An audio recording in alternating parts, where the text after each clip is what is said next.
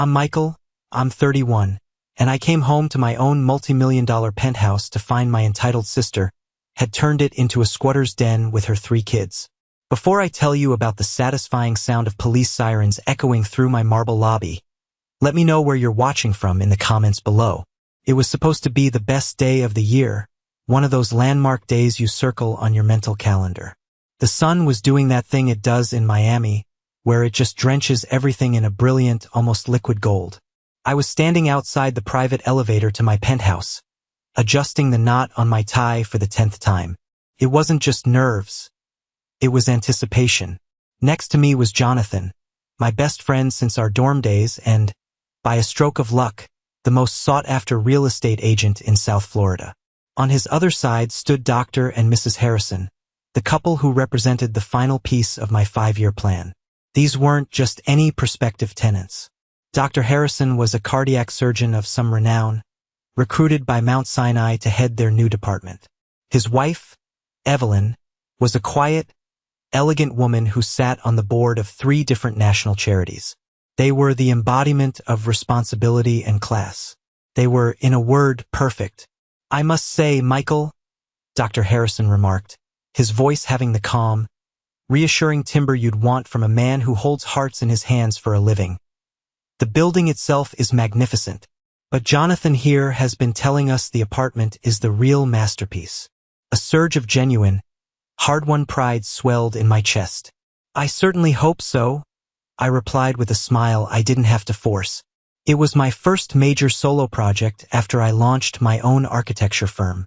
It's more than just an apartment to me. In a lot of ways, it's my baby. Jonathan gave me a friendly clap on the shoulder. He's being modest. The place is a work of art. The way the light hits the living room in the morning. Just wait. You're going to love the skyline view from the master bedroom. The elevator doors slid open with a soft, expensive chime, opening directly into my private foyer. The air was supposed to smell of the subtle, custom scent I kept in the diffuser, a carefully balanced mix of sandalwood, bergamot, and a hint of cedar. It was the smell of calm, of order, but the air that hit me was thick, stale. It was a cloying mix of stale potato chips, sugary juice, and that unmistakable smell of a place that's been sealed up with too many people inside. My smile faltered. I shot a quick, confused glance at Jonathan, whose nostrils had flared in distaste. The Harrisons, ever polite, maintained their neutral expressions, but I saw Mrs. Harrison's subtle frown. I took a deep breath, slid the key into the lock, a mere formality, as the elevator was the main security, and pushed open the heavy, soundproofed oak door. And my world, the orderly, meticulously designed world I had built for myself, simply ceased to exist. My life's philosophy is built on control, precision, and clean lines. It's how I design buildings. It's how I maintain my sanity. My home was the ultimate expression of that creed. White marble floors that gleamed. Minimalist furniture I'd had custom-made in Milan. A curated collection of rare art and architecture books displayed on a floating glass shelf that had cost more than my first car. It was my sanctuary, a fortress of order against the chaos of the world. And it was gone. In its place was a scene of pure, unadulterated violation. A mountain of brightly colored plastic toys was piled where my favorite abstract sculpture used to stand. There were greasy, tiny handprints smearing the floor-to-ceiling windows that overlooked the ocean. A half-eaten, coagulating pizza sat in its cardboard box on my glass coffee table, and a dark purple stain, grape juice probably, was spreading like a wound on my pristine white rug. And there, sitting enthroned on my custom-designed sofa, was my sister, Hillary. Her bare feet were propped up on the table, and she was casually shoveling chips into her mouth from a family-sized bag. Her 3 kids were glued to my 80-inch television, which was blasting some mind-numbingly loud cartoon at full volume. The youngest, my niece Mia, was sitting on the floor, happily scribbling with a waxy, bright red crayon, all over the cover of my signed, limited edition Tadao Ando monograph. My blood didn't just run cold. It felt like it froze solid in my veins. The Harrisons stood behind me, frozen in a state of stunned, horrified silence. Hillary finally looked over, registered the four of us standing in her doorway, and had the absolute audacity to smile. A lazy, unconcerned smile. "Oh, Michael," she said, her voice muffled by a mouthful of chips. "You should have called before you came over." My story doesn't start in that desecrated doorway, though. It starts years ago, in the quiet, suffocating house I grew up in, where the seeds of this exact disaster were planted, watered, and nurtured with a devotion that bordered on religious. To truly understand the audacity of what Hillary did, you have to understand the ecosystem in which we were raised. My parents, Richard and Eleanor, aren't evil people. They're not villains from a fairy tale. They're worse. They're well-meaning enablers who built a family dynamic so warped it could rival the most dysfunctional of Greek tragedies. Their love wasn't a resource to be shared. It was a prize, and from the moment she was born, Hillary had a lifetime claim to it. She was the firstborn, the princess, the sun around which our family's little solar system revolved. I was the second, the afterthought, the quiet, responsible planet orbiting in a distant, chilly trajectory. Our entire childhood was a masterclass in unequal distribution. I'll never forget our 16th birthdays. They were exactly 2 years apart, but they might as well have been on different planets. For Hillary's, she woke up to find a brand new, cherry-red convertible parked in the driveway. It had a bow on it so large it looked like a Christmas decoration. My parents stood there beaming, as if they'd just single-handedly secured her happiness for the rest of her life. 2 years later, on my 16th birthday, I woke up to breakfast. After I'd opened a card with a $20 bill inside, my dad cleared his throat and handed me a freshly laminated city bus pass. "There you go, son," he said, with a proud clap on my back. "This will build character." I remember looking at the pass, at the picture of my own sullen face staring back at me. I didn't want character. I wanted wheels. I wanted the freedom my sister took for granted. But I learned early on that complaining was pointless. It was seen as being ungrateful. So, I just nodded, said thank you, and the next day I walked 2 miles to a local diner and got a job as a busboy.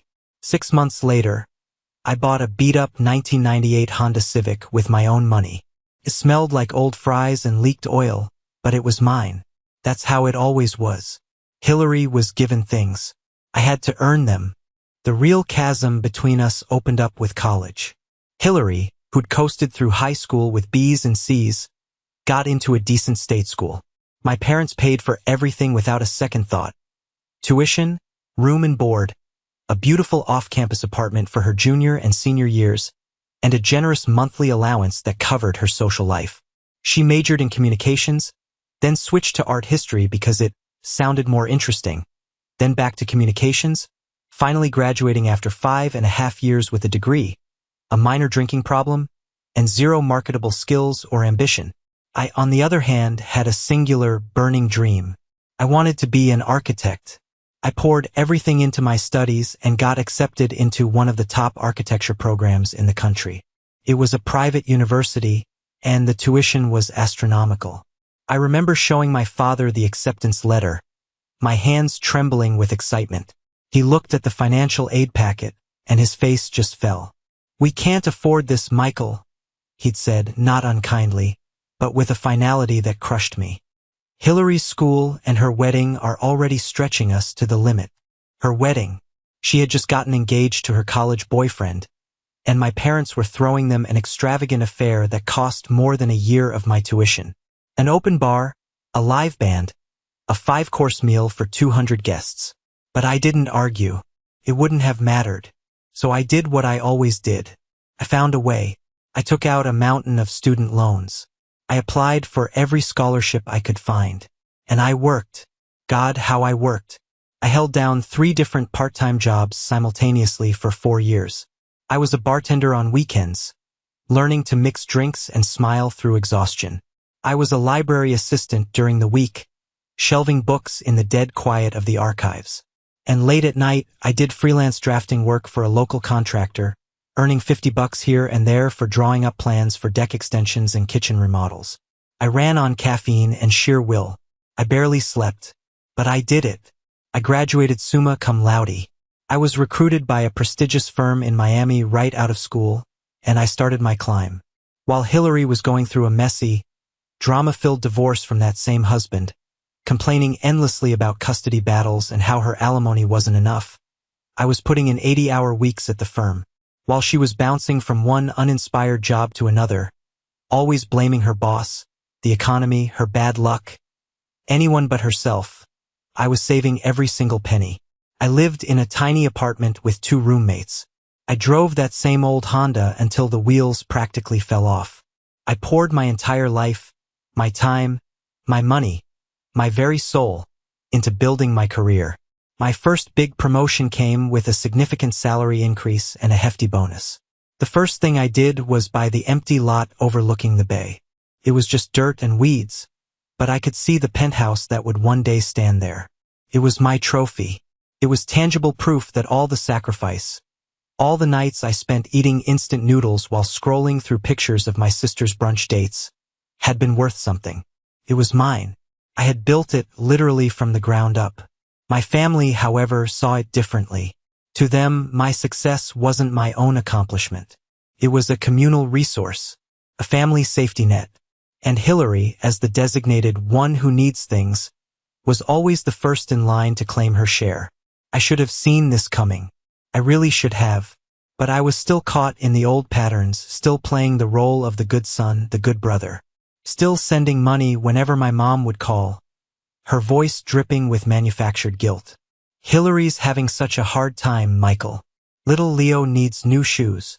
And I, like an idiot, would always open my wallet. Because that's what a good man, a good son, a good brother was supposed to do, right? The confrontation I had been avoiding for a decade finally happened, as it was always destined to, over my parents' perfectly roasted chicken. It was a Sunday. My mom, Eleanor, insisted on a weekly family dinner. It was her one unbreakable commandment. It didn't matter if you were tired, busy, or would rather be anywhere else on earth. You showed up. So I made the hour-long drive out to the suffocatingly familiar suburbs, to the house where I learned my first lessons in inequality, ready to play my part. The scene was always the same. My dad, Richard, was a master of strategic silence, hidden behind the fortress of his newspaper. My mom was a whirlwind of passive-aggressive hospitality, fussing over the food and commenting on my appearance. And Hillary was there with her chaotic trio of children, who were already treating the house like their personal jungle gym. "Michael, darling, you look tired," my mother said, placing a heaping plate in front of me. It was her standard opening gambit. "You're working much too hard. You'll burn yourself out." "I'm good, Mom. Just busy with a new project," I said, deciding to get it over with. "Actually, I have some exciting news. You know that Beverly Hills project I was pitching? Well, the client approved the final designs. I'm going to be officially expanding the firm to the West Coast." My mom's face lit up with what looked like genuine pride. "Oh, Michael, that's wonderful. We're so proud of you. Richard, did you hear that? Our son, the bicoastal architect." My dad actually lowered his newspaper, a rare event. "Beverly Hills, huh? That's the big leagues, son. Good for you." Hillary, however, just listlessly stirred her mashed potatoes. Her silence was a vacuum, sucking the joy out of the room. "So what, you're moving?" she asked, her voice completely flat. "Not permanently," I explained, trying to keep the mood light. "I'll be splitting my time between Miami and LA, which actually is the other part of the news. I've decided to rent out the penthouse here in Miami. It's too much space to leave empty half the time, and the rental income will help finance the initial costs of the new office." The silence that descended on the table was so abrupt and so heavy it felt like a physical object. My mother's smile vanished. My father's newspaper went back up like a shield. Hillary dropped her fork, and it clattered loudly against her plate. "Rent it out," she said, her voice sharp with disbelief. "You're going to rent out your beautiful home to strangers?" "Well, yeah," I said, feeling a familiar knot of dread tighten in my stomach. "That's generally how renting works." She shot a look at my mom, a rapid, silent communication that I'd seen a million times. It was a look that said, "Are you hearing this? Handle him." Then she turned back to me, her face a carefully constructed mask of wounded disbelief. "Michael, you cannot be serious," she began, her voice gaining a theatrical tremor. "You know the situation I'm in. You know how much I'm struggling. The kids are practically sleeping on top of each other in that tiny apartment. The schools in our district are a joke. You have this huge, gorgeous, empty place in a fantastic school district, and your first thought is to give it to some random person. Hillary, it's not empty. It's my home," I countered, trying to keep my voice level. "And this is a business decision. I need the income from the lease agreement to secure the commercial loan for the new office space in LA. It's part of the business plan." "Income?" she scoffed, a nasty, bitter sound that set my teeth on edge. "You're really going to talk about income? You're going to charge your own sister rent? Your only sister, who is raising your only nieces and nephew?" And there it was, the guilt trip loaded and aimed right at me. I looked to my mom, a silent plea for some semblance of reason, for some backup. But her face was set in a familiar expression of deep disappointment. "In me. She does have a point, Michael," Eleanor said, her voice soft and chiding. "She's your family. You're in a position to help. You've been so blessed. Isn't that what family is for? To share your blessings." "I do help," I shot back, my voice finally rising despite my best efforts. "Who paid for Leo's braces when his dad wouldn't? Who sends you money every single month for groceries and utilities? I have been helping for 10 years. And we appreciate it so much, sweetie," my mom said, reaching over to pat my hand. It was a gesture meant to soothe, but it felt like she was pinning me down. "But this is different. This isn't just money. This is a home, a stable place for the children to grow up." "You just don't get it?" Hillary chimed in, tears now welling in her eyes. She could cry on command, always could. "You have no idea how hard it is trying to raise 3 kids on my salary after the divorce. You have all this success, this fancy life. So easy for you. Why can't you just share a little bit of it?" My jaw clenched so hard I thought my teeth would crack. Easy? Was it easy working 3 jobs through college while she partied on Dad's dime? Was it easy sleeping on an air mattress in a tiny apartment for 2 years to save for a down payment? Was it easy sacrificing my entire 20s, every vacation, every weekend, while she made one disastrous life choice after another? "This conversation is over," I said, my voice dangerously low. I pushed my chair back from the table, the legs scraping loudly against the hardwood floor. "The apartment is going on the market. That is my final decision." I turned and walked out, leaving my half-eaten dinner, the smell of roast chicken suddenly making me sick. As I pulled the front door shut behind me, I heard my mother's voice, not angry, but filled with a profound, theatrical sorrow, loud enough for me to hear. "I just don't know where we went wrong with him, Richard. He's become so selfish, so obsessed with money." The moment I got back to the sanctuary of my car, the rage I'd been suppressing erupted. I hit the steering wheel once hard. The pain that shot through my hand was a welcome distraction from the searing injustice of it all. The first person I called was Jonathan. I started pacing on the manicured suburban sidewalk, under the pale, judgmental glow of a flickering streetlight. "She wants to move into my penthouse," I said, the words tumbling out before he could even say hello. "For free, as if it's her birthright." There was a short silence on the other end of the line, followed by a low, knowing whistle. Wow. I'm not surprised, but still wow. The sheer, unmitigated audacity. "And my parents are backing her up, John. They're making me out to be the bad guy. I'm the selfish son, the monster who won't help his poor, struggling sister." "Let me guess," Jonathan said, his voice laced with the dry irony of someone who had heard versions of this story for years. "Your mom hit you with the 'but we're family' line at least 5 times, right?" 6, I grumbled, kicking at a loose stone on the pavement. She also threw in "share your blessings" for good measure. "Classic Eleanor," he sighed. "Michael, listen to me. I'm not just your friend right now. I'm your realtor, and I'm telling you, you need to handle this with extreme prejudice. Your sister isn't just entitled. She's desperate. And a desperate person with the full backing of an enabler like your mom is a dangerous combination. Don't put anything past them. What do you mean, try something? I asked, though a cold dread was already beginning to pool in my gut. Like, what could they even do? I don't know, man. But Hillary sees your penthouse as her winning lottery ticket. As her inheritance she gets to claim early. And your mom is the one who believes she deserves to win. You need to protect yourself. First thing tomorrow, we're calling your lawyer. We are drafting an ironclad lease agreement for whoever we find. And I'm not kidding about this. Change the security codes on your elevator and the keypad on your door. Today. We hung up, but his words echoed ominously in my mind. The rest of the week was a masterclass in psychological warfare, orchestrated by my mother. The full frontal assault of angry texts from Hillary stopped, replaced by a far more insidious campaign from my mom. She began sending me old family photos via text. A picture of me and Hillary as kids, building a sandcastle with the caption, "Remember when you two were each other's best friends?" A photo from a family Christmas years ago. Family is the most precious gift.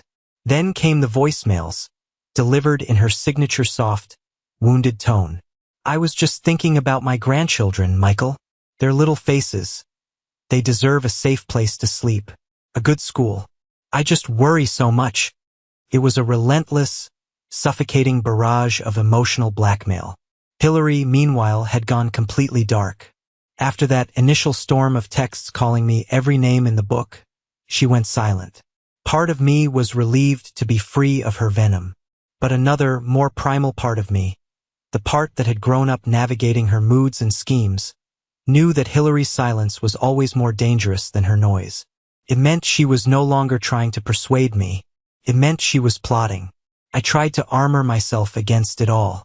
I buried myself in work. I met with my lawyer, a brilliant, no-nonsense woman named Ms. Albright, who drafted a lease agreement so tight and punitive that it could probably withstand a nuclear blast. We included clauses about unauthorized occupants, property damage, and immediate eviction protocols. Felt like I was preparing for war.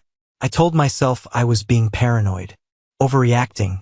This is America, for God's sake. There are laws. There are property rights. You can't just walk into someone's multi-million-dollar apartment and declare it yours. My mistake, my catastrophic, life-altering mistake, was thinking my family gave a damn about the law. Their entire world operated on a different, more ancient set of rules. A twisted code where love was a weapon, blood was a license for theft, and my personal boundaries were just inconvenient suggestions they were free to bulldoze. And my mother, the person who was supposed to be my protector, was about to become the key-wielding accomplice in a crime against her own son. Just when I felt like I was drowning in the swamp of my family's dysfunction, Jonathan threw me a lifeline. A couple of weeks went by, a tense period where I fortified my life against the expected onslaught. I had the security codes changed, installed a new camera in my private foyer, and had Ms. Albright send a carefully worded cease and desist letter to Hillary regarding her harassing texts, just to be safe. Felt extreme but necessary. The emotional barrage from my mother continued, but I learned to let her calls go to voicemail. Hearing her messages was like drinking small doses of poison. I was building up an immunity. Then, one bright Tuesday afternoon, my phone rang. It was Jonathan. I could hear the excitement in his voice before he even spoke a full sentence. "I've got them," he said, the words practically buzzing. "I found them. The perfect tenants. The white whales of the Miami luxury rental market." I leaned back in my leather office chair, the tension in my shoulders easing for the first time in weeks. A genuine smile spread across my face.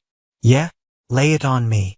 "Dr. Robert Harrison and his wife, Evelyn," he announced, sounding like a proud father. "He's the new chief of cardiac surgery at Mount Sinai, moving from Boston. She's a major philanthropist on the board for the National Arts Foundation. They're looking for a quiet, long-term lease, 2 years, maybe more, while they get the lay of the land before buying. They have no kids, no pets, a credit score that looks like a high score on a video game, and their references are impeccable. Michael, these people are golden. Hope. It was a feeling so potent and so unfamiliar it almost made me dizzy. This was it. This was the silver bullet. This was the solution. Once the penthouse was officially leased to people of this caliber, my family would have to back off. They could argue with me all they wanted, but they couldn't argue with a signed, legally binding contract and a prominent surgeon. The argument would be over. The matter would be settled, not by a screaming match at the dinner table, but by the cold, hard logic of the law. It would be a clean, decisive end to the conflict. When do they want to see the place? I asked, already pulling up my calendar, my heart beating a little faster. They're eager. How's this Friday at 3 p.m.? Perfect, I said, a sense of profound relief washing over me. Book it. Let's get this done. The days leading up to that Friday felt different. The air itself seemed lighter.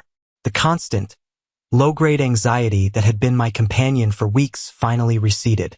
My mom, perhaps sensing a shift, had even stopped calling, and I still hadn't heard a single peep from Hillary. I made the foolish mistake of allowing myself to believe that they had finally accepted defeat. Maybe my father, in a rare moment of clarity, had talked some sense into them. Maybe they had finally realized how completely unreasonable they were being. I let myself dream of the future, of my new office in Beverly Hills, of a life where I wasn't constantly looking over my shoulder, waiting for the next emotional ambush. A life defined by my own achievements, not by my family's demands. A life of peace. It was a beautiful dream, and it was about to be spectacularly, violently demolished. Looking back with the crystal-clear, torturous vision of hindsight, the biggest warning sign was the silence. It was a profound and deeply unnatural quiet. For the 2 weeks immediately following the dinner party from hell, my phone had been a war zone. My mother, the general of the Guilt Brigade, had launched a full-scale offensive. She would call multiple times a day. If I didn't answer, she'd leave these long, meandering voicemails that were breathtaking in their manipulative artistry. She never raised her voice. She just sounded profoundly sad, deeply, deeply disappointed, as if my decision to manage my own finances was a personal betrayal on par with treason. I just don't understand where your heart went, Michael. One particularly memorable message began. Family is supposed to be the most important thing. It's the only thing that lasts. More important than money or fancy buildings or a big promotion. Your sister needs you.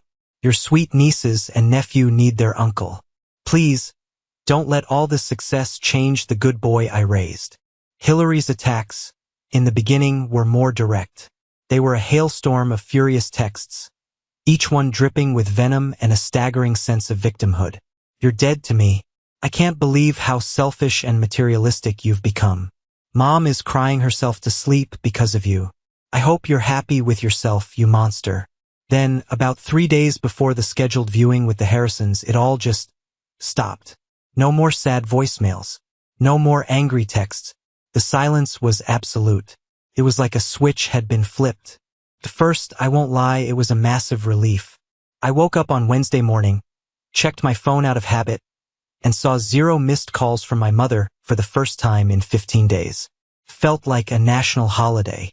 My initial naive thought was, finally, they get it. They've given up and decided to leave me alone. But as Wednesday bled into Thursday, the relief began to curdle into a thick, uneasy suspicion. This wasn't their style.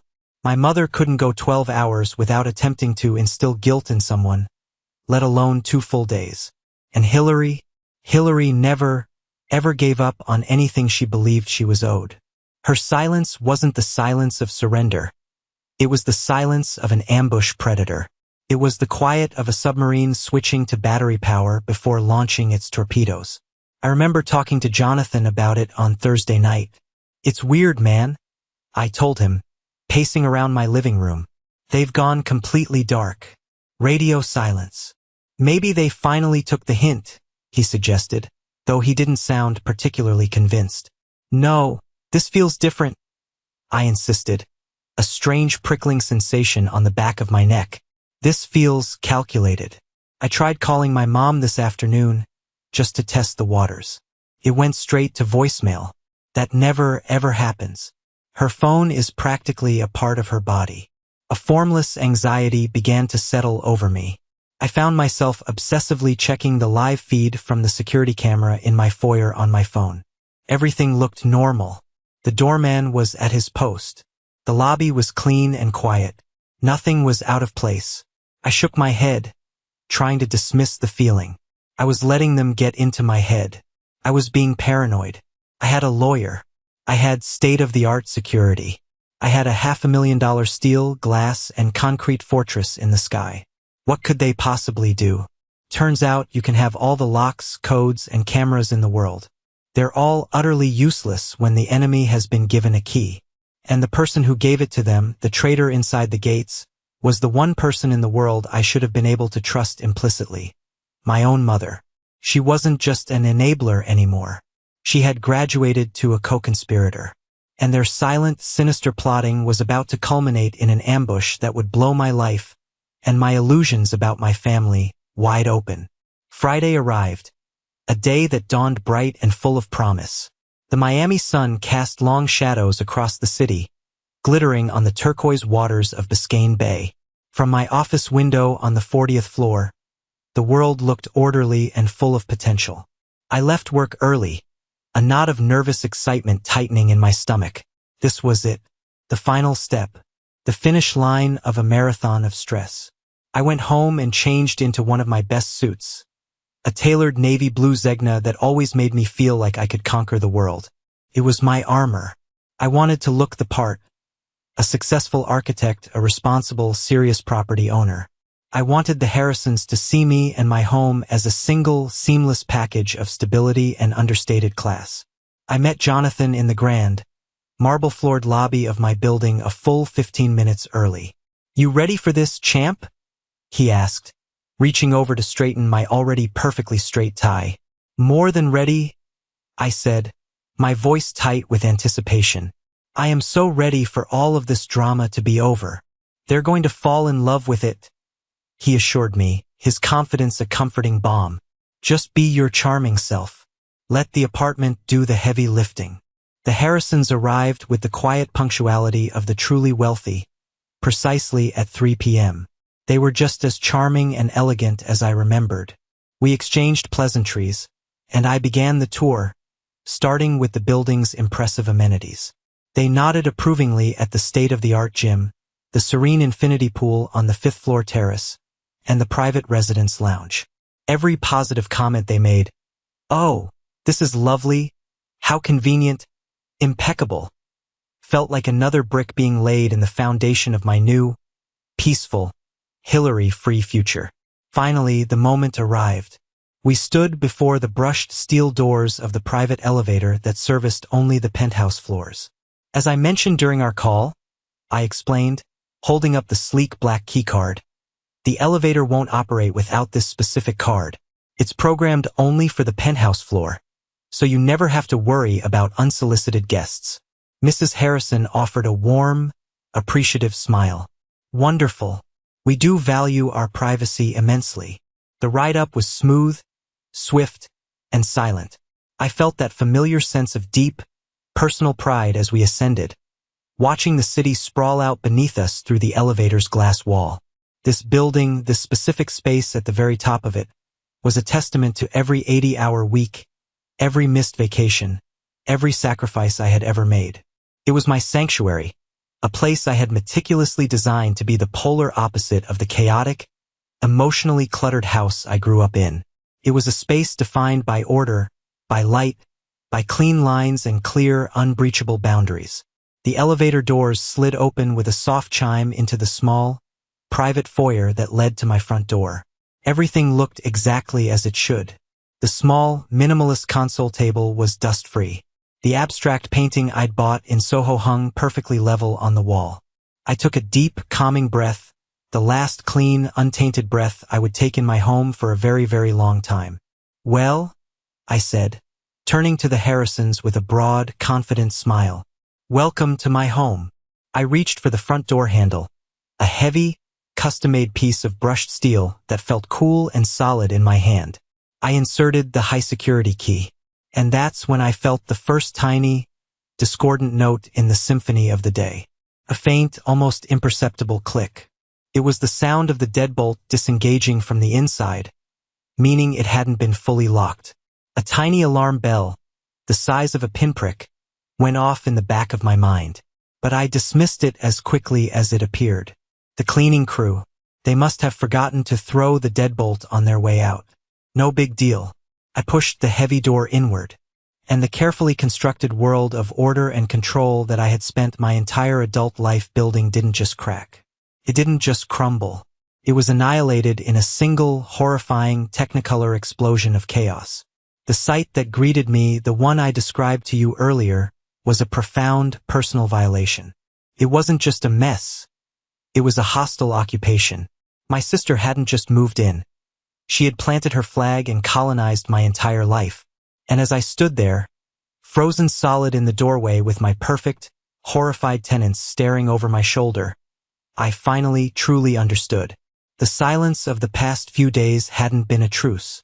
It had been the sound of them sharpening their knives for the slaughter. Time didn't just slow down. It fractured. My brain, which prided itself on logic and order, failed to process the sensory onslaught. It was a full-scale assault. The blaring, high-pitched sound of the cartoon characters on the television. The sticky, cloying smell of stale pizza and spilled juice that clung to the air. And the visual chaos. It was a physical blow. The bright, garish colors of the plastic junk strewn across my serene, monochrome floors. My gaze, wide with disbelief, jumped from one desecration to the next, cataloging the destruction.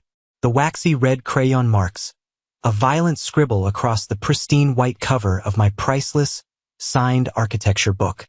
The greasy, orange-stained pizza box sitting directly on the glass of my coffee table, leaving a cloudy ring of condensation. The trail of muddy little footprints leading from the balcony doors, which were wide open, back across my white marble floors. Each new detail was a separate, deliberate stab wound. Each one felt personal. Jonathan was the first to break the stunned silence. His voice was a harsh, incredulous whisper. "What in the ever-living hell?"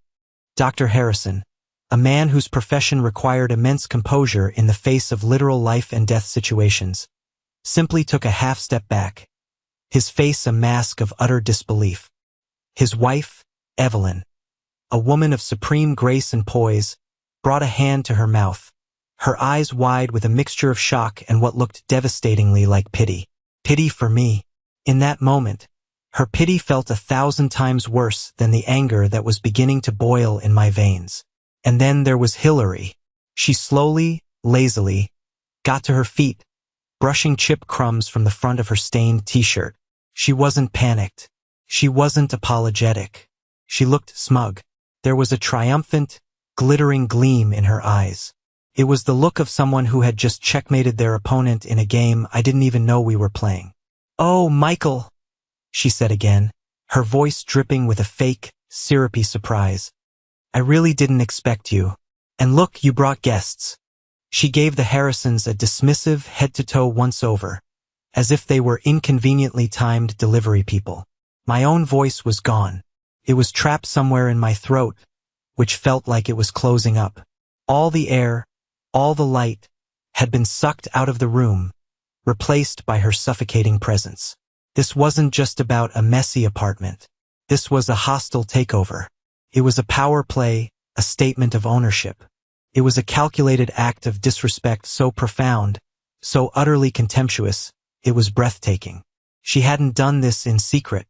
She had timed it perfectly, waiting for the moment it would inflict the maximum possible damage and humiliation. Evelyn Harrison, a woman of immense kindness, gently touched my arm. Her touch felt like it was coming from a great distance. "Michael," she said, her voice soft and full of apology, as if she were the one at fault. "Perhaps this isn't a good time. I think we should go." "Yes," her husband agreed immediately, already turning back toward the elevator, his professionalism a shield against the sheer domestic horror of the scene. "I think we should." He gave me a curt, formal nod, the kind you give someone at a funeral. "Thank you for your time."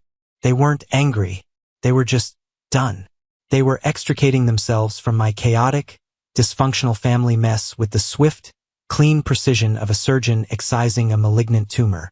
And just like that, with a quiet whoosh of the elevator doors, my perfect tenants, my meticulously planned future, my hope for a clean break were gone. Jonathan walked them to the elevator, his voice a low murmur of profuse apologies. I just stood there, rooted to the spot, my eyes locked on Hillary. Once the elevator doors had closed, sealing my failure, Jonathan returned, his face a thundercloud of fury on my behalf. I am so sorry, Michael. I don't know what to say. This is insane. Hillary let out a little laugh. A real, actual, airy laugh. Oh, you two are being so dramatic. Relax. It's just a little messy. That's what happens when you have kids, you know? That was it. That was the sound that broke the spell. That laugh. The complete and utter absence of remorse. The casual dismissal of the damage, the humiliation, the sheer violation. The anger that had been simmering for weeks, for years, for a lifetime of injustices, finally boiled over. But it wasn't a hot, screaming rage. It was a cold, quiet, terrifyingly calm fury that settled deep in my bones. Get out, I said. My voice was low, almost a whisper, but it sliced through the noise of the cartoons like a razor. Hillary actually raised an eyebrow. Excuse me? I don't think I heard you. Get your kids, I repeated, each word a perfectly formed shard of ice. And get out of my house. My voice was still quiet, but this time, it held the promise of a violence I didn't know I possessed. Now, Hillary crossed her arms over her chest, a defiant, mocking smirk playing on her lips. She wasn't intimidated. Why would she be? She was used to my anger. In the carefully constructed ecosystem of our family, my anger was just noise. It was a temporary weather event, a brief thunderstorm that would eventually pass, and things would go back to the way they were always meant to be, her way. She had no idea that the man standing in front of her wasn't the same resentful little brother she had been pushing around her whole life. That boy was gone. He had died somewhere between the front door and the pizza-stained coffee table. I don't think so, she said coolly, her confidence absolute. Mom gave me the spare key yesterday. She said I could stay here. She said you'd eventually come around and see that this was for the best. For the family. My fists clenched and unclenched at my sides. I could feel my fingernails digging into my palms.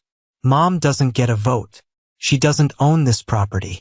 This is my home, my investment, my name on the deed. I am telling you, for the final time, to leave. Jonathan, ever the loyal friend, stepped forward, positioning himself slightly between us. Hillary, he's being serious. You are legally trespassing. You need to take the kids and go now, before this gets really ugly. She just laughed in his face. A short, sharp bark of derision. You stay out of this, Jonathan. This is family business. It has nothing to do with you. Then she turned her venomous gaze back to me, her eyes glittering with a strange, malicious excitement. She was enjoying this. She decided to pour gasoline on the fire. This is our home now, she declared, making a grand, sweeping gesture that encompassed the entire trashed room. It's better for the kids here. A better neighborhood, better schools. Mom and Dad agree, so you can either get used to your new roommates or... What? What exactly are you going to do, Michael? She took a step closer, invading my personal space.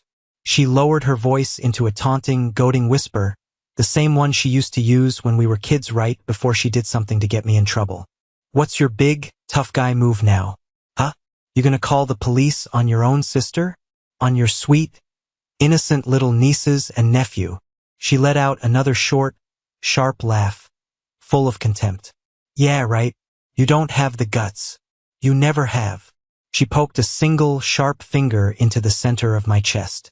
Felt like a lit match. So go ahead, she hissed, her face inches from mine. If you don't like it, call the cops. Do it. I dare you. And in that precise moment, looking at her smug, entitled, utterly contemptuous face, I saw the path forward with a blinding, absolute clarity. She thought she had me trapped. She was using the very concept of family as both a shield and a cage, utterly convinced I would never dare to breach it. She thought my ingrained sense of responsibility, my love for her kids, my crippling, lifelong fear of my parents' disapproval, would keep me in line forever, just as it always had. She had dared me. She had laid down the ultimate challenge, so utterly convinced that I would do what I always did. Back down, swallow my anger, and accept defeat. She was catastrophically, life-alteringly wrong. I didn't say a word. I simply held her gaze. The smug, triumphant look in her eyes, the slight curl of her lip. I committed it all to memory. A profound, almost supernatural sense of calm washed over me. The white-hot rage was still there, a molten core deep inside my gut, but the surface, my actions, my thoughts, were pure ice. Hillary, of course, mistook my silence for capitulation. It's what she expected. It's what had always happened. See, she said, turning to Jonathan with a triumphant, gloating look. He's all talk. Big, successful architect, but deep down, he's still the same little pushover he's always been. He won't do anything. I slowly, deliberately, reached into the inner pocket of my suit jacket and pulled out my phone. The sleek, cool glass felt solid and real in my trembling hand. Hillary's smirk faltered for just a fraction of a second. A flicker of uncertainty in her eyes. My thumb moved across the screen, hovering over the green phone icon. Her eyes widened slightly, the certainty beginning to drain from her face. I tapped the icon. Then I deliberately, calmly, tapped the 3 numbers she thought were a mythical threat, a bluff I would never dare to call. I pressed the call button and lifted the phone to my ear, my eyes never leaving my sister's face. The transformation was instantaneous and glorious. Her expression shifted through a rapid series of emotions. From smugness to confusion, from confusion to disbelief, and from disbelief to pure, dawning horror. "What are you doing?" she hissed, her voice a frantic whisper. "Michael, what are you doing? Hang up that phone right now." A calm, professional voice answered on the other end, a stark contrast to the chaos in the room. 911. What is your emergency? I kept my eyes locked on my sister's. All the color was draining from her face, leaving it a pasty, mottled gray. "Yes," I said, my voice shockingly steady and clear. "I would like to report a break-in and an active trespassing situation." "Michael, no!" Hillary shrieked, the sound raw and animalistic. She lunged for the phone, her hands like claws. I sidestepped her clumsy advance with an ease that surprised me, turning my back to her as she started clawing at the fabric of my suit jacket. Jonathan, bless his soul, moved instantly, putting his solid frame between us. "Hillary, stop it. Calm down," he commanded. "Sir, can you confirm the address of the emergency?" the operator asked, her voice a beacon of order in the storm. I recited the address of my building, my floor, and my unit number, my voice never wavering. "I am the legal owner of the property. The trespasser is my sister, Hillary Prep. She has brought her 3 minor children with her. I have asked her to leave, and she has explicitly refused to vacate the premises." Hillary was screaming now, not just yelling, but screaming. Primal, panicked screams of someone whose entire reality was crumbling around them. "Hang up the phone, you psycho. You're ruining my life. You're traumatizing my children. Think about the kids, you monster." "Sir, is the trespasser violent?" the operator asked, her tone still unervingly calm. "She is becoming agitated and physically aggressive," I reported, watching as Jonathan struggled to hold a thrashing Hillary back. "I have a friend here with me. We are not in immediate physical danger, but she is completely out of control." "Okay, sir. We are dispatching officers to your location immediately. Please stay on the line with me until they arrive. Do not engage with the individual any further." "I won't," I said. The next 5 minutes felt like an eternity. Hillary devolved from screaming threats to pathetic, blubbering pleas, then back to venomous threats. "You'll regret this for the rest of your life, Michael. Mom and Dad are going to disown you. You're tearing this family apart." You'll never see your nieces and nephew again. I just stood by the floor-to-ceiling window, the phone still pressed to my ear, and watched the bustling street 50 floors below. Jonathan kept a firm but gentle hold on her, trying to de-escalate, but it was no use. Her kids, drawn by the commotion, had gathered in the hallway, their little faces pale with confusion and fear. Their crying started, a heartbreaking chorus of distress. And for a fleeting moment, a sharp pang of guilt shot through me. These were my nieces, my nephew. But then my eyes landed on the ruined book on the floor. I looked at the purple stain on my rug. I looked at the utter desecration of my sanctuary, the one place on earth that was supposed to be mine. This wasn't about the kids. They were just pawns in her sick game. This was about Hillary's lifetime of unchecked entitlement finally, irrevocably, hitting a wall it could not break through. I wasn't tearing the family apart. The family was already rotten to the core. I was just finally refusing to pretend it wasn't. And then I heard it. A faint sound at first, a distant, mournful wail that cut through the city noise. It grew steadily louder, closer. Woo-ee, woo-ee. Siren. I looked at Hillary. Her head snapped up, her frantic struggles ceasing instantly. Her eyes were wide with a terror that was deeply, profoundly real. The sound was unmistakable. It was getting closer. It was for her. I lowered the phone from my ear. "They're here," I said quietly. The look of pure, unadulterated panic that washed over her face was not priceless. It was the price. It was the bill for a lifetime of taking, of demanding, of expecting, finally coming due. The knock on my front door wasn't a polite tap. It was a firm, authoritative rap that seemed to shake the very foundations of the apartment. "Miami Police Department. Open the door." Jonathan, looking immensely relieved, let go of a now limp Hillary and opened the door. Two uniformed officers, a man and a woman, stepped inside, their presence immediately changing the atmosphere in the room. They were calm, professional, and radiated an aura of no-nonsense authority. Their eyes quickly took in the chaotic scene. The trashed apartment, the three crying children huddled in the hallway, Hillary with her tear-streaked, blotchy face, Jonathan looking stressed, and me, standing calmly by the window. The male officer, whose name tag read Jackson, had a stern face and weary eyes that suggested he'd seen it all. He addressed me first. "Sir, you're the one who placed the 911 call?" "I am," I confirmed, walking towards him. "My name is Michael Grayson. I'm the owner of this apartment." I had anticipated this. I walked over to the small desk in the corner, retrieved the folder containing the deed to the property and my driver's license, and handed them to him. He examined them carefully, his expression unreadable. "And this woman is your sister?" he asked, gesturing with his head towards Hillary. "That's correct. Hillary Prep." The female officer, Brown, had a kinder face, but her voice was just as firm. She turned to my sister. "Ma'am, we've received a complaint that you are on this property without the owner's permission. Is that correct?" Hillary, apparently deciding that the Damsel in Distress Act was her best and only play, burst into a fresh, theatrical round of tears. "He's my brother," she wailed, pointing a trembling finger at me. "This is just a family dispute, a misunderstanding. You can't just throw me and my innocent children out on the street. We have nowhere to go." Officer Jackson looked back at me, one eyebrow raised in a silent question. "I have repeatedly asked her to leave," I stated, my voice cold and devoid of emotion. "She refused. She explicitly challenged me to call the police if I had a problem with her being here. So I did."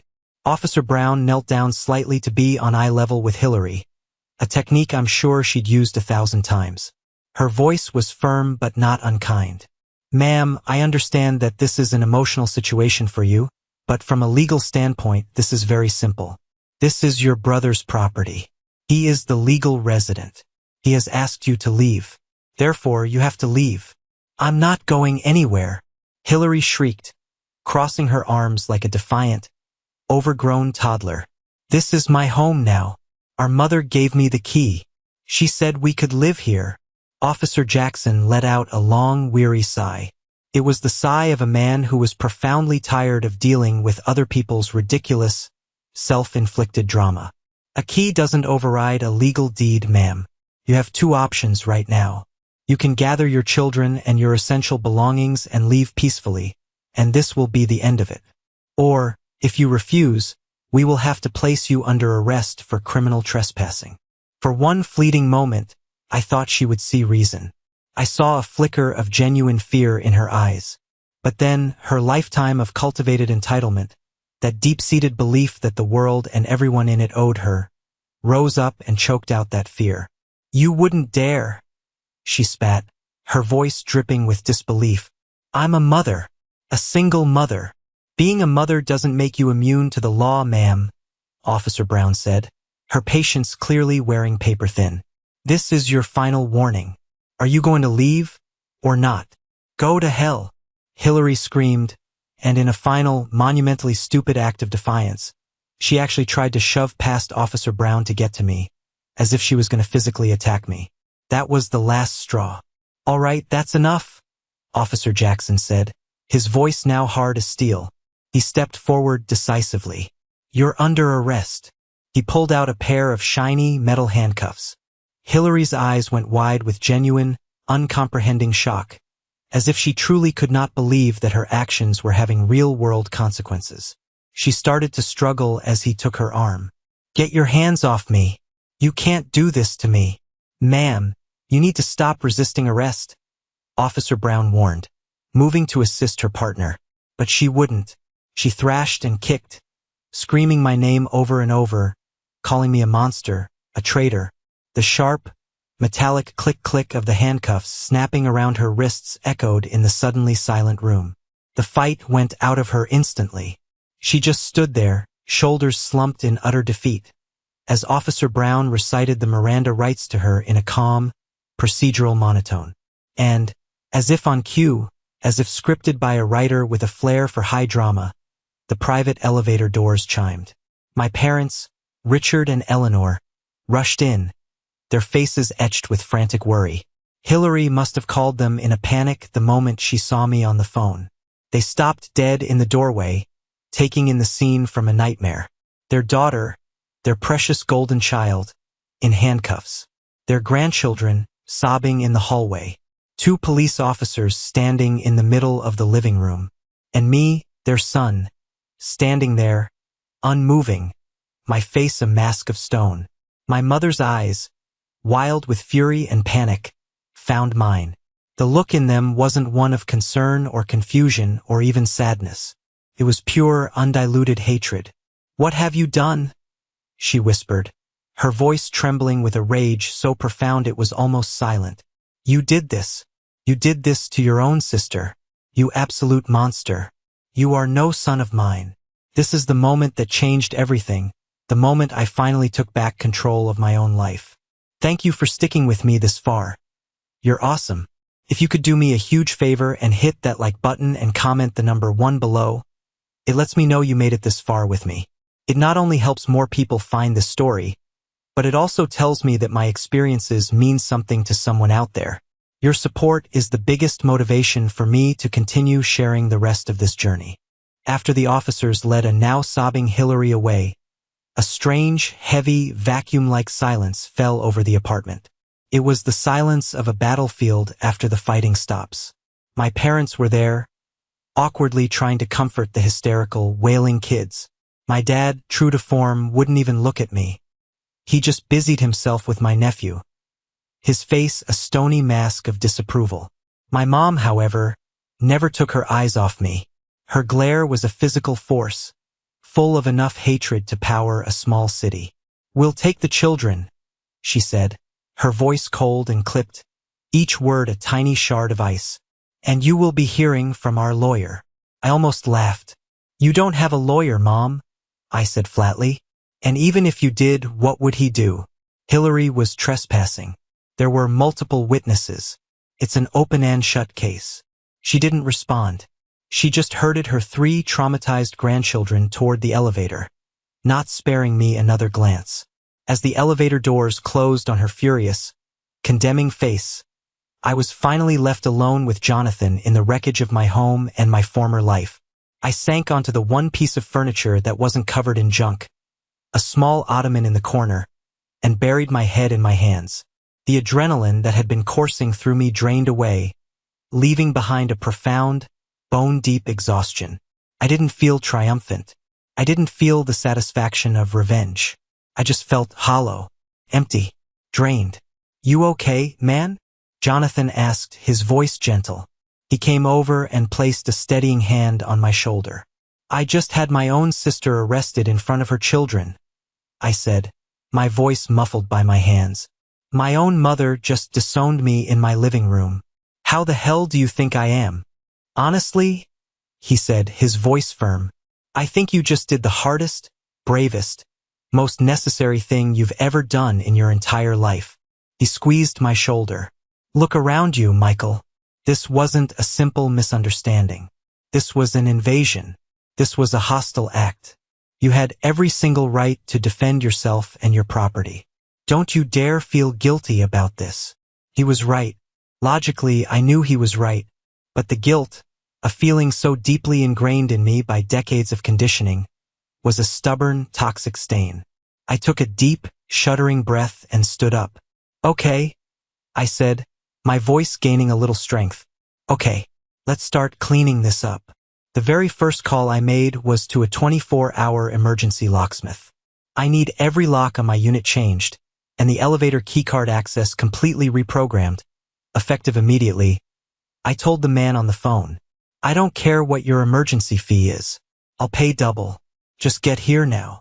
While we waited for him, Jonathan and I became a two-man cleaning crew. We started bagging up the mountains of trash. It was disgusting. Half-eaten bags of chips, sticky juice boxes, dirty clothes, broken, cheap plastic toys. It took 10 giant industrial-sized trash bags to clear just the main living area.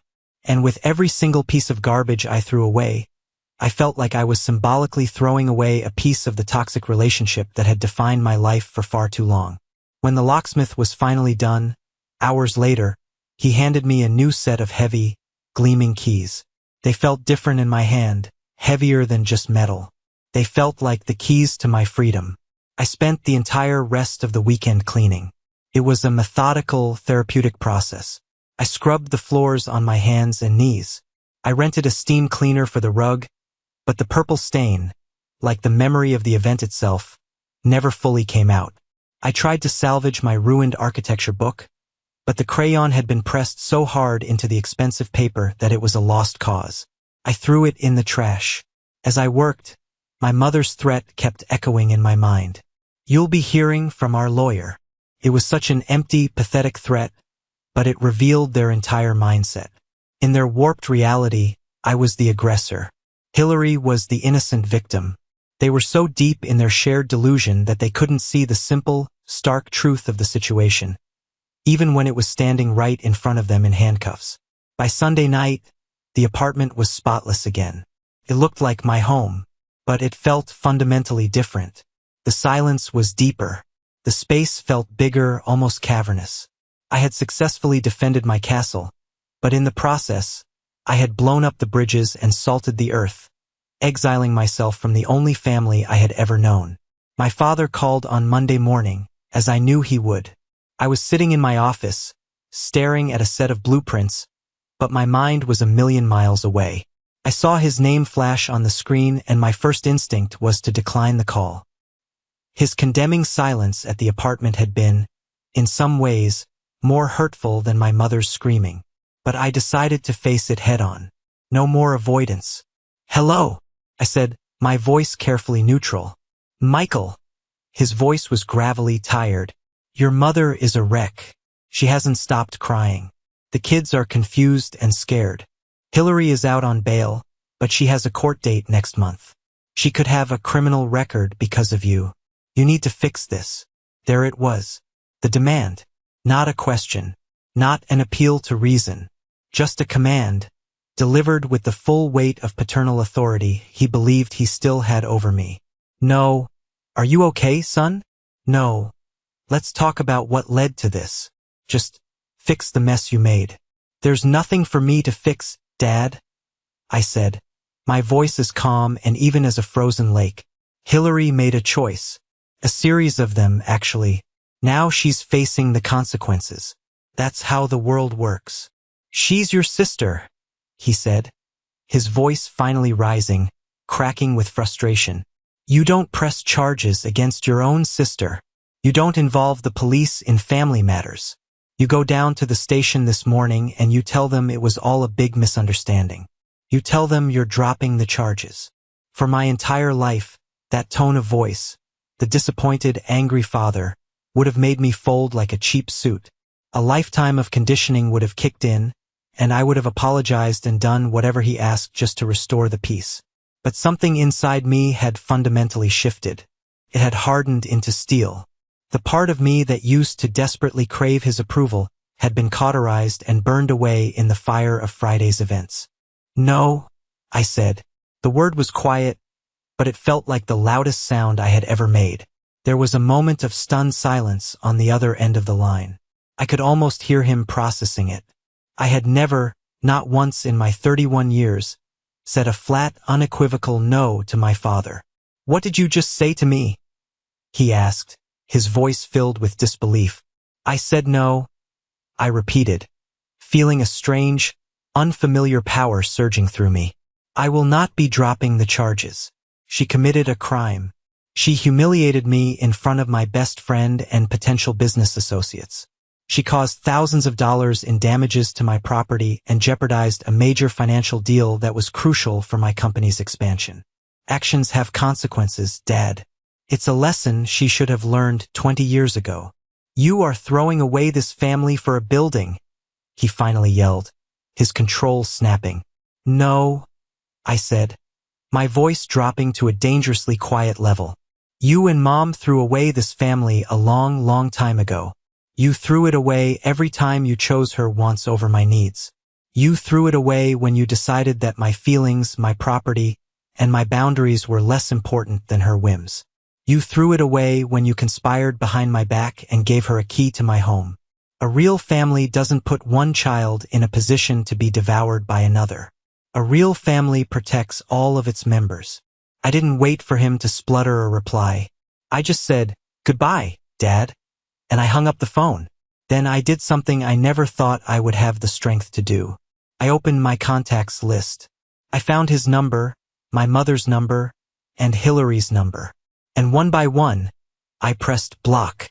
It felt like building a fortress wall by wall, brick by brick, until I was finally, completely safe inside. The silence that followed wasn't empty anymore. It was peaceful. 6 months passed. 6 months of quiet, productive, drama-free existence. Life, as it has a remarkable way of doing, moved on. Hillary, facing a prosecutor who had no interest in her sob stories, ended up taking a plea deal to avoid a trial. She got 2 years of probation, a hefty fine which I knew my parents would pay, and a court-mandated restraining order requiring her to stay at least 500 feet away from me and my property. The family, as expected, completely cut me off. They treated me like a pariah, the villain who had destroyed their perfect world. I wasn't invited to Thanksgiving or Christmas. I saw pictures on social media of them all together at my parents' house, smiling forced smiles for the camera, a gaping hole where I used to be. It hurt, I won't lie, but it was a clean, sharp pain, like a surgeon's cut, not the dull, chronic, toxic ache I had lived with my entire life. The good news was my business was exploding. The Beverly Hills office was a runaway success. Freed from the constant drain of my family's emotional vampirism, I had more energy, more creativity, more focus than I'd ever had before. I was flying back and forth between the coasts, working on exciting projects, and making more money than I had ever dreamed of. Jonathan, being the miracle worker he is, eventually found new tenants for the Penthouse. They were a lovely, quiet couple from France who worked in the tech industry and treated the apartment with the reverence of a museum. They were perfect. I truly thought the story was over. I had accepted the loss of my family as a necessary casualty in the war for my own sanity. I was building a new life, a new future. Then, one evening, I got a call from a number I didn't recognize. It had an Italian country code. I hesitated, then answered. It was my Aunt Sophia, my mother's younger sister. She was the family's free spirit, the one who had escaped to Tuscany 20 years ago to marry a winemaker and live a life of peaceful detachment. She was the one member of the family who always stayed out of the drama. "Michael Caro," she said, her voice warm and accented. "I heard what happened. I've been hearing bits and pieces for months. I am so sorry they put you through that." "It's okay, Aunt Sophia," I said, a genuine warmth for her spreading through my chest. "Honestly, it was a long time coming." "No, it is not okay," she insisted, her voice gaining a hard edge. "What they did to you, what they have always done to you, it is a crime. And there is something you need to know. Something I should have told you years ago, but I kept silent to keep the peace. I see now that was a mistake. The peace was a lie." I sat down on the edge of my bed. Her tone was serious, grave. "Do you remember, Michael, about 8 years ago?" she began, her voice dropping lower. "It was right after you got your first big promotion. Your mother called you, and she was frantic. She told you she needed an emergency heart procedure, a special one, and that your father's insurance wouldn't cover the whole cost." My blood ran cold. The memory was crystal clear. It was seared into my brain. Of course I remember. It was terrifying. I thought I was going to lose her. It was right after I got my first big bonus check. I wired them $40,000. It was my entire savings at the time. Everything I had. There was a long, heavy, mournful sigh on the other end of the line. A sigh that seemed to carry the weight of years of secrets. "Michael Caro, there was no heart procedure. Your mother has the heart of a horse. She has never had a serious health problem in her entire life." The phone felt slippery in my hand. The room started to spin. "What? That's not possible." I talked to her. She was crying. "She was acting," Sophia said, her voice filled with a quiet, simmering anger. "It was all a lie. Hillary. Her first husband, the one before the kids, he wasn't just a bad guy, he was a degenerate gambler. He racked up a massive debt to some very dangerous people, loan sharks. They were threatening to break his legs. They were threatening to hurt Hillary. Your parents were terrified. They didn't have the money to pay it off, so they came up with the story about the surgery. They took your money, Michael. They took your college fund, your house deposit, your future, to pay off your sister's deadbeat husband's gambling debt." I couldn't speak, couldn't breathe. My mind was reeling, frantically replaying that phone call from my mother. Her fake, desperate sobs. My own youthful panic as I rushed to the bank and emptied my account without a second thought. It wasn't just favoritism. It wasn't just enabling. It was a cold, calculated, deliberate act of fraud. They had stolen from me. They had weaponized my love and my concern for them to bail out their golden child from a mess of her own making, once again. "They never told you because they were ashamed," Sophia continued softly, her voice full of sorrow for me. "And because they knew you would be rightfully, incandescently furious. It was easier to just bury the secret. And ever since that day, they have been drowning in their guilt. Every time they give in to Hillary, every time they take her side against you, it's not just because they love her more. It's because they are trying to buy her silence. Their constant protection of her is their penance. And you, my dear boy, have been paying the price for their sins all along." The final, missing piece of the puzzle of my life slammed into place. And the last lingering vestiges of my guilt, the last shred of doubt about my decision, vanished like smoke, replaced by a cold, hard, liberating certainty. I hadn't destroyed my family on that Friday afternoon. They had destroyed it themselves 8 years ago with a single devastating $40,000 lie. The revelation from Aunt Sophia was not a wound. It was an amputation. It cleanly severed the last remaining threads of attachment I had to my family. The story of my life, which I had always viewed through a confusing lens of favoritism and my own perceived inadequacies, was suddenly crystal clear. I wasn't the selfish son. I was the family bank. I wasn't the ungrateful brother. I was the designated savior, the one whose own future was considered collateral damage in the endless campaign to rescue Hillary from herself. My life continued on its new, upward trajectory. My French tenants proved to be a dream, always paying rent a day early, and even sending me a curated box of artisanal cheeses for Christmas. The Beverly Hills office landed a major contract to design a boutique hotel in Santa Monica. I was finally truly free, and my work reflected that freedom. Then, about a month after my illuminating call with Aunt Sophia, my phone rang with a number I recognized but hadn't heard from in years. It was my Uncle Dominic, my dad's younger brother. He was the family's designated peacemaker, the genial, backslapping guy who always tried to smooth things over at tense holiday gatherings. "Michael, my boy, how are you keeping?" he began, his voice oozing a familiar, folksy warmth that now sounded utterly false to my ears. "I'm fine, Uncle Dominic. Busy with work. What can I do for you?" I kept my tone polite but coolly distant. There would be no warmth from my end. "Straight to business, eh? I like that," he chuckled, a nervous sound. "Listen, son. I'm calling about your sister. The truth is, she's having a very, very hard time. She lost her apartment, you know. The landlord wouldn't renew her lease after the incident. She and the kids are living in a tiny, rundown place way out in the suburbs. It's not a good neighborhood. She can't find a decent job with the arrest on her record. Your parents are helping as much as they can, but their retirement funds are stretched thin." He let the sentence hang in the air, a piece of emotional bait. I refused to bite. I said nothing. "Michael," he continued, his voice shifting into a more earnest, pleading tone. "It's time to let this go. It's been over 6 months. She's your sister. You know the saying, blood is thicker than water. A family needs to forgive. We need to heal. Your mother and father are heartbroken over this rift. It would mean the world to them, to all of us, if you would just reach out. Help her get back on her feet. Maybe co-sign on a new apartment for her. Just a little help to get her started again." A year ago, this speech would have torn me apart. The appeal to family, the talk of healing and forgiveness. But I wasn't the same person. I had the truth now, and the truth was a powerful shield. "Let me ask you a question, Uncle Dominic," I said, my voice dangerously calm. "This forgiveness you're talking about, does it mean I should just pretend that nothing happened?"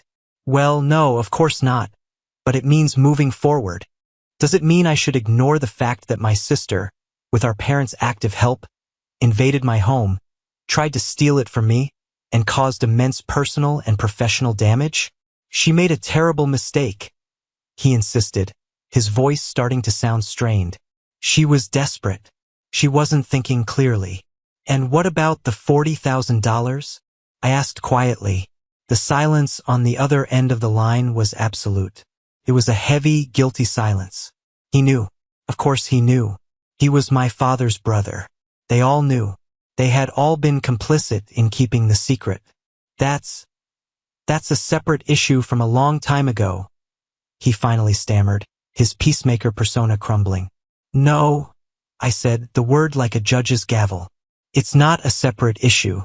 It's the only issue. It's the foundation that this entire rotten structure is built on. My parents didn't just enable her. They financed her mistakes with my money. Money they stole from me under the most vile false pretenses imaginable. And all of you, the whole family, stood by and let it happen. You talk to me about family? That's not family, Uncle Dominic. That's a criminal conspiracy." I could hear his shaky breath on the other end of the line. He had nothing. No defense. No argument. "Tell Hillary I wish her the best," I said, the lie tasting like ash in my mouth. "Tell my parents the same. But my help, my forgiveness, my time, and my presence are no longer on the table. Not now, not ever. Goodbye, Uncle." I hung up the phone before he could formulate a response. That was the last time I ever spoke to any member of my father's or mother's family. The door wasn't just closed and locked anymore. It was welded shut, the walls reinforced, and the ground around it salted. And on my side of that wall, for the first time in my entire life, there was absolute untroubled peace. Today, 2 years later, I'm standing in my office in Beverly Hills. It's a space I designed myself. All glass and steel and clean, open lines. The view is different from my Miami penthouse. Instead of the endless, calming blue of the ocean, I see a sprawling, energetic city of dreams and ambition. The iconic Hollywood sign is a tiny white promise in the distant, hazy hills. Feels right. It feels like my future, not my past. I never heard from my parents or sister again. The silence from them is no longer ominous. It's a gift. I occasionally get updates from Aunt Sophia, who calls every few months to check in. The news is always grimly predictable. Hillary is still struggling, bouncing between low-wage jobs, still blaming me, her ex-husband, the world, everyone but herself, for her problems. My parents are getting older, their health declining, their retirement savings dwindling as they continue to pour it into the black hole of Hillary's perpetual crises. It's a sad story, in a way. They are trapped in a prison of their own making, serving a life sentence of guilt and obligation. But I'm not. I'm free. Last week, as I was sorting through my mail, I found a postcard. It was from the French couple who still rent my penthouse. They were on vacation in the south of France and had sent me a beautiful picture of a sun-drenched lavender field. On the back, in elegant, cursive handwriting, they wrote, "Michael, thinking of you. Thank you, again, for creating such a beautiful and peaceful home for us to live in. We feel so lucky every day. All the best, Pierre and Isabel." I smiled. I took a piece of tape and stuck that postcard to the wall right above my desk. It's a simple piece of paper, but it means more to me than they could ever know. It's a reminder that my work, my passion, can bring peace and beauty into people's lives. It's a reminder that respect, gratitude, and appreciation are not too much to ask for from the people you let into your home and your life. For most of my life, I believed that family was something you were born with, an unbreakable, non-negotiable bond that you had to endure, no matter how much it hurt you. I thought it was a synonym for obligation and endless, one-sided sacrifice. I was profoundly wrong. Family isn't about blood. It's about respect. It's about trust. It's about having your own boundaries and fiercely honoring the boundaries of others. It's about who stands with you, not who stands on you to get a better view. My family now is Jonathan, my brother in all but blood, who stood by me without a moment's hesitation. It's Aunt Sophia, who had the courage to break the family code of silence and give me the gift of truth. It's even, in a strange way, the kind couple from France, who show more appreciation for the home I built than my own sister ever did. My family is the one I chose, the one I built, not the one I was given. Breaking away was the hardest, most painful thing I have ever done. For a long time, it felt like I had torn off a part of myself. But now I know the truth. Sometimes you have to amputate a sick, gangrenous limb to save the rest of the body. My life is quieter now, smaller in some ways, but it is entirely, unequivocally mine. Every success, every failure, it belongs to me. And that is a kind of freedom, a kind of peace that is worth any price. Thank you for listening to my story. I hope it resonated with you in some way. Have you ever been in a situation where you had to choose between your family and your own well-being? Share your story in the comments below. And please, don't forget to like and subscribe so you don't miss what I have to share next.